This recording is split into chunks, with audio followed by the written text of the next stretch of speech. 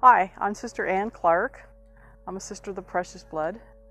And actually, on September the 12th is my anniversary.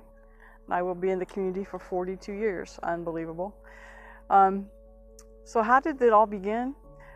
I went to Catholic grade school, where I had the Sisters of the Precious Blood as teachers. And I went to a Catholic high school with different sisters, the Sisters of Notre Dame de Namur. And then after that, I went to Wright State University because I couldn't afford to go to the Catholic college.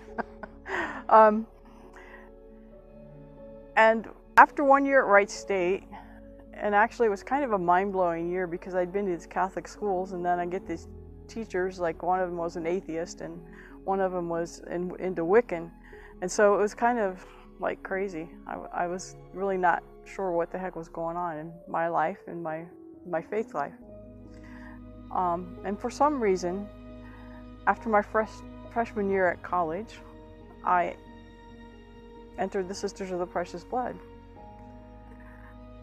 And a year and a half later, I left the community because I didn't know what I was doing there. And I thought that I wanted to be married, have children, and own a house. So after I left the community, I worked full-time, went to school part-time for eight years. And then my final year of college, I had to go full-time because I was in education and I had to do student teaching. So that was kind of hard to do, working during the day.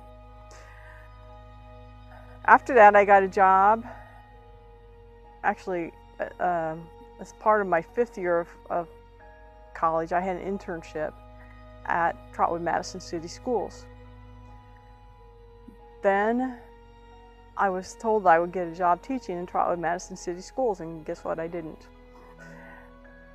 I had applied to lots of different schools, and in July of that year, I got a phone call from a sister who was principal at a school which was not a consolidated school, but it was the very school that I went to grade school in.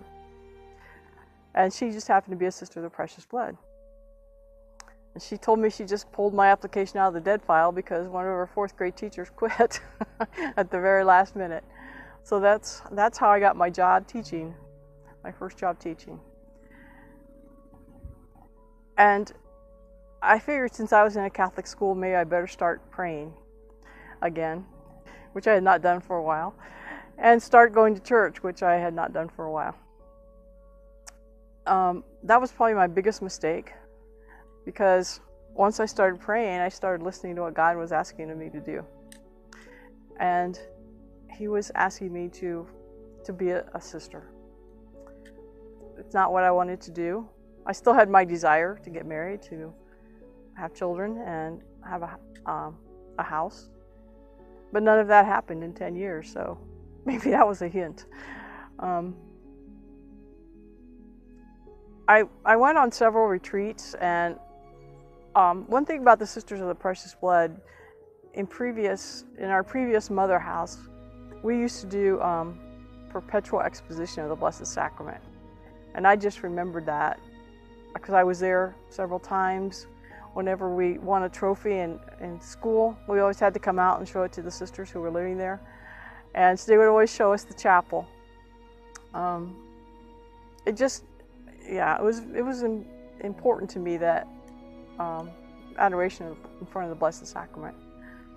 So that was really what kind of sealed the deal. And so I applied again to be a Sister of the Precious Blood. And I was accepted again. And I had another novitiate, but it actually took this time. So I don't know why I didn't know why God wanted me. I guess maybe now I do. And it was actually the best decision I could ever make in my entire life. Actually, my first best decision was leaving the community. My second best decision was coming back. Because I grew up, the community grew up, and we we fit together after that. So I guess my biggest advice would be, God gets you where God wants you to be. So be open to listen to what God is asking of you. Even though it might not be what you had in mind for your life, still consider it, because it could be where you are supposed to be.